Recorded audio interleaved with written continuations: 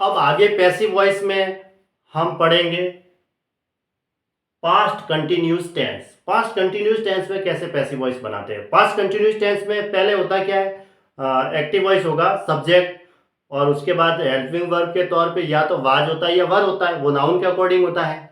उसके बाद वर्ब की फर्स्ट फॉर्म के साथ आईएनजी होता है और उसके बाद ऑब्जेक्ट होता है। लेकिन जब इसका पैसिव वॉइस बनाएंगे तो हम कैसे बनाएंगे, ऑब्जेक्ट को हम आगे लाते हैं, ठीक है। उसके बाद हेल्पिंग वर्ब लिखी जाएगी, हेल्पिंग वर्ब के तौर पे वाज या वर। वाज होगा वो सिंगुलर नाउन के लिए और वर होगा वो प्लूरल नाउन के लिए। उसके बाद बिंग लगाना है और उसके बाद वर्ब की थर्ड फॉर्म और फिर बाई के साथ सब्जेक्ट है उसको पीछे लिख दो। ऐसे ये पैसिव वॉइस बनेगा। जैसे सुमन वाज राइटिंग ए लेटर, सुमन एक लेटर लिख रही थी।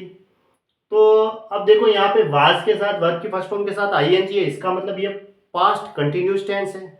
अब इसका हम पैसिव वॉइस कैसे बनाएंगे, ऑब्जेक्ट को आगे लिखेंगे, ए लेटर, ए लेटर मैंने आगे लिखा। अब लेटर सिंगुलर है, ए लेटर की बात हुई तो फिर वाज ही लगाएंगे हेल्पिंग वर्ब। अच्छा, उसके बाद बिंग लगाना है ना, बिंग ये। और उसके बाद वर्ब की थर्ड फॉर्म, राइट की थर्ड फॉर्म क्या होती है, रिटर्न होती है, ये लो रिटर्न। और उसके बाद बाई के साथ सब्जेक्ट, सब्जेक्ट को सबसे लास्ट में लिख दो, बाई सुमन। ये हो गया इसका पैसिव वॉइस। ऐसे अब the farmers were sowing the seeds, verb के साथ देखो शोविंग लिखा हुआ, इसका मतलब ये वर्ब की फर्स्ट फॉर्म के साथ आईएनजी है तो पास्ट कंटिन्यूस टेंस है। अब उसके लिए सबसे पहले हम इसका पैसिव वॉइस बनाएंगे तो ऑब्जेक्ट को आगे लाएंगे। ऑब्जेक्ट में क्या है, द सीड्स,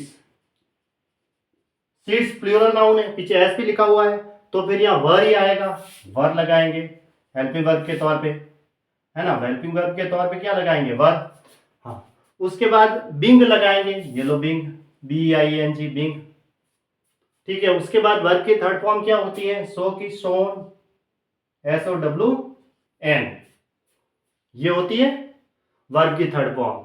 और बाई के साथ सब्जेक्ट, बाई द फार्मर्स, ऐसे लिखते हैं, बाई द फार्मर्स। ये हो गया इसका passive voice. Priyanka was not writing a letter, ठीक है। अब इसमें नॉट लगा हुआ है, नेगेटिव सेंटेंस है, ठीक है। तो वाज के साथ वर्ब की फर्स्ट फॉर्म के साथ आईएनजी है तो पास्ट कंटिन्यूस टेंस ही है, बाकी नेगेटिव सेंटेंस है क्योंकि इसमें बीच में नॉट लगा हुआ है। तो सबसे पहले हम इसका पैसिव वॉइस बनाएंगे तो ऑब्जेक्ट को आगे लिखेंगे, ए लेटर को आगे लिख देते हैं, ए लेटर। अब लेटर एक ही है तो फिर वाज ही आएगा हेल्पिंग वर्ब के तौर पे क्योंकि सिंगुलर नाउन है। उसके बाद नॉट लिखना है, ठीक है, हेल्पिंग वर्ब के बाद नॉट, पहले नॉट लिखा जाएगा। और ये जो बिंग है वो वर्ब के पहले लिखा जाएगा, बिंग, क्योंकि हम पैसिव वॉइस बना रहे हैं। वैसे तो अगर नॉट नहीं होता तो वाज के बाद डायरेक्ट बिंग लिखते और वर्ब की थर्ड फॉर्म लिखते, लेकिन नॉट है तो वाज के बाद नॉट लिखेंगे, उसके बाद बिंग लिखेंगे और उसके बाद राइट की थर्ड फॉर्म क्या होती है, रिटर्न, वर्ब की थर्ड फॉर्म रिटर्न है इसमें, ठीक है, ये रिटर्न। और उसके बाद बाई के साथ सब्जेक्ट सबसे लास्ट में, बाई प्रियंका, है ना। ऐसे लिखा जाएगा इसका पैसिव वॉइस। ये लो, हो गया यहाँ पे। अब अगला sentence, Arjun was reading a book. देखो वाज के साथ वर्ब की फर्स्ट फॉर्म के साथ आईएनजी है, इसका मतलब ये पास्ट कंटिन्यूस टेंस है। अब इसका पैसिव वॉइस बनाएंगे तो सबसे पहले हम ऑब्जेक्ट लिखेंगे आगे, ए बुक।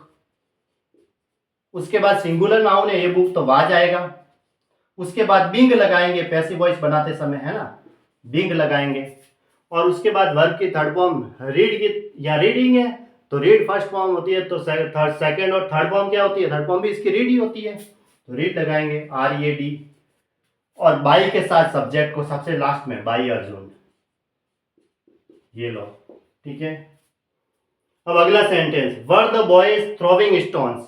देखो ये सेंटेंस वर से स्टार्ट हुआ है, ठीक है, इसका मतलब ये इंटरोगेटिव सेंटेंस है क्योंकि हेल्पिंग वर्ब से स्टार्ट हो रहा है, प्रश्न पूछा जा रहा है, ठीक है। तो इंटरोगेटिव सेंटेंस में वापस, अब देखो सबसे पहले ये ध्यान में रखना है कि हम पैसिव वॉइस बनाते हैं तो ऑब्जेक्ट को आगे लिखते हैं।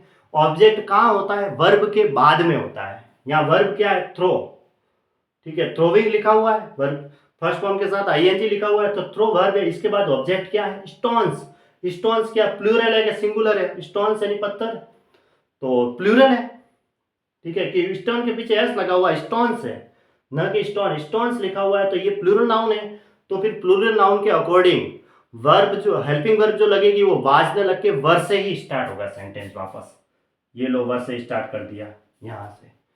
अब ऑब्जेक्ट को लिखना है स्टोन्स, ऐसे, ठीक है, स्टोन्स है तो स्टोन्स लिखो ऐसे।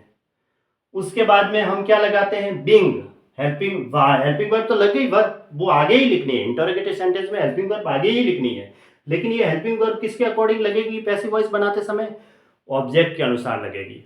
ऑब्जेक्ट वर्ब के बाद में है जो कि स्टोन्स प्लूरल नाउन है, तो फिर वह ही रहेगा हेल्पिंग वर्ब के तौर पे।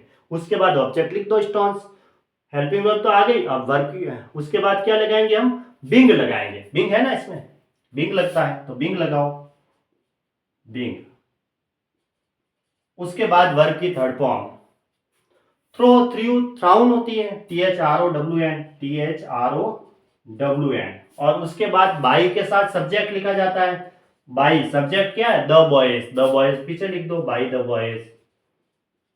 और ये भी हेल्पिंग वर्ब से स्टार्ट होता है, तो फिर यहां लास्ट में प्रश्नवाचक। राधा वाज टीचिंग लक्ष्मी, अब देखो इसका पैसिव वॉइस में ऑब्जेक्ट को आगे ला दो, लक्ष्मी आगे आ जाएगा, ठीक है। उसके बाद हेल्पिंग वर्ब के तौर पे वाज ही रहेगा क्योंकि सिंगुलर नाउन है, और बिंग लगेगा, BING, पैसिव वॉइस बनाते समय इसमें। और टीचिंग, तो टीच की थर्ड फॉर्म क्या होती है, टॉट, TAUGST, टॉट। और बाई के साथ सब्जेक्ट, बाई राधा, ऐसे लिखने का, ठीक है। ये हो गया यहां तक, ठीक है।